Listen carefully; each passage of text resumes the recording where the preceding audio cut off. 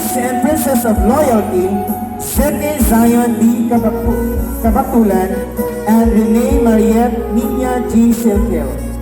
Our Prince of Loyalty, Sete Zion D. Kabatulan, is the nephew of Mr. and Mrs. Rodolfo Kabatulan, and our Princess of Loyalty, Renee Mariette Nina G. Silkel, is the daughter of Mr. and Mrs. Renee Silkel.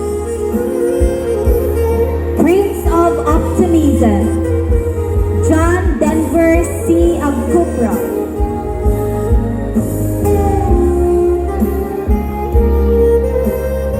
Prince of Optimism, John Denver C. Agcupra, is the son of Miss Jennar C. Agcupra.